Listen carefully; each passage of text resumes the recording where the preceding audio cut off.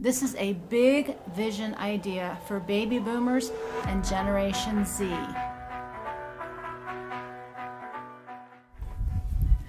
Come with me if you want to live.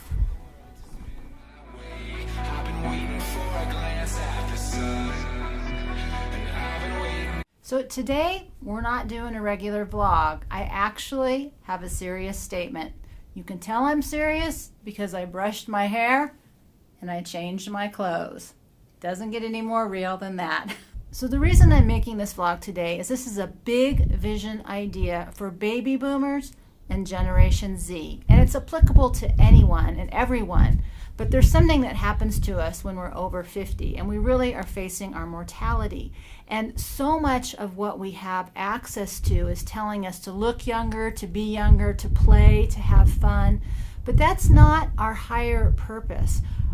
You know, our goal is to become mature men and women up to the age of adulthood and then have our children. And then we're here to do more. What's really struck me in this last year, and especially the last few months, is how childish and immature we really are. And the second thing, that's really gotten super clear to me that I've shared with you is, as baby boomers, as we age, we're in trouble if we don't make things wildly different. But the third thing that I had alluded to the other day is, what about the children and the rampant,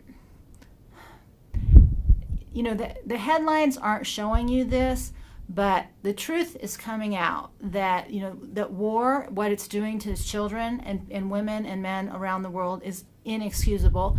We're on the verge of 20 million people dying from hunger. Right now, we're seeing the escalation of secrets revealed in terms of the pedophilia and abuses to children. And what has really taken me aback, and I've known this a long time, but I haven't known it, is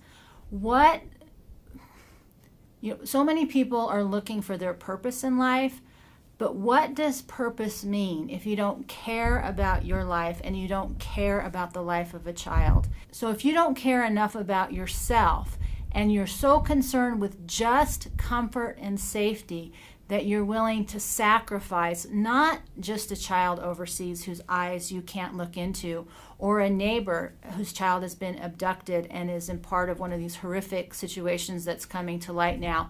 If you don't care enough about your own children or grandchildren or the future generations of children, what is the point of even being alive?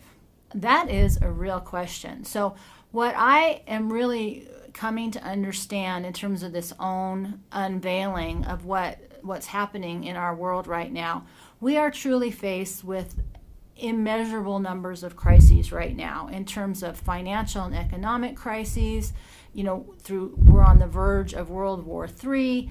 We're, possibly looking at massive food shortages because of, if there is a climate change coming, whether it be cold or hot, it really doesn't matter. Food is the issue. And if we don't care about any of that, aging and being old is something that we can relate to. Most people are already sick, and it's just not going to get any better. So if we don't care enough about our life, we don't care enough about our legacy, which is our children, to be able to inherit this world, then I really don't even know what to say to that. And that's, the simplicity of the ideas that I talk about in terms of what you can do in 24 hours, what's free, what's easy, what's accessible. It's very easy to get lost in that, but most people won't even stop and take a deep breath. If we can't do basic, simple things for our own survival, what have we taught our children and how will they survive? And that's really been the aha moment here of what is our life purpose over 50. I've talked about Act 3 and Act 4 is about being the sage. Act 3 and Act 4 is about being sage, master of our skill set. Act 4 is really about being the true elder and living a life of respect. But you have to earn that respect. It's not something that's just given to you. And the children are not the ones to lead while they're children. we've stopped becoming adults and we wanted to be friends. And our grandchildren, this Generation Z, is coming in very differently. These kids that are born after 2000, they're wired differently.